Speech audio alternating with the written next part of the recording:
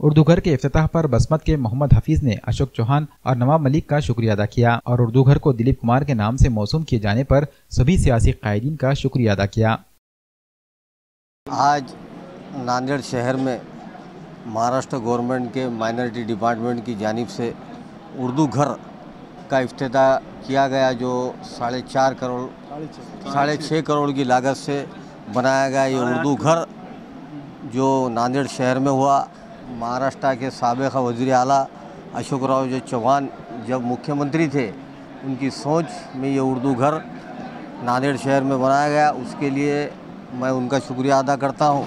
और आज ख़ास तौर से मैं शुक्रिया अदा करूँगा दिलीप कुमार कल्चर एकेडमी और दिलीप कुमार फाउंडेशन की तरफ से कि हमारे हरदिल अजीज़ आरिफ नसीम ख़ान जो साबिक़ वज़ीर है, उन्होंने एक प्रस्ताव रखा कि हिंदुस्तान नहीं बल्कि सारी दुनिया की अजीम और तरीन शख्सियत जो एक फ़िल्म अदाकार के अलावा एक बहुत बड़े इंसान भी थे, उर्दू को जानने वाले थे, 14 ज़बानों पे उनका मेहर हुनर उनको हासिल था, 14 ज़बानें वो बोलते थे, एक बहुत बड़े एक्टर, बहुत बड़े समाजी सेवक और ख़िदमतगार थे।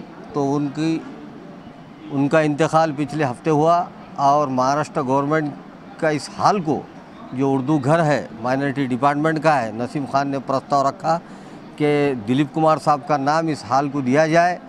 वो बाखूबी हमारे साबिक़ वज़ीर आला अशोक चौहान ने उस बात को कबूल किया और उसको मंजूरी दी और हमारे नवाब मलिक साहब ने उस नाम की घोषणा की। उनका भी मैं Dilip Kumar culture academy, Dilip Kumar foundation की तरफ से शुक्रिया अदा करता हूं कि एक बहुत बड़े शख्सियत का नाम हमारे इस नांदेड़ शहर में इस उर्दू घर को दिया गया। उसके लिए महाराष्ट्र गवर्नमेंट का और महाराष्ट्र के मुख्यमंत्री उद्धव राव जी ठाकरे का भी मैं शुक्रिया अदा करना चाहूँगा। और अशोक चौहान साहब का ख़ास तौर से शुक्रिया अदा करूँगा कि हमारे शंकरराव जी चौहान, वो भी उर्दू जानते थे, उर्दू बोलते थे, लेकिन उनका नाम नहीं देते हुए उन्होंने दिलीप कुमार साहब का नाम इस हाल को दिया। उसके लिए मैं ख़ास तौर से उनका शुक्रिया अदा करता हूँ। शुक्रिया।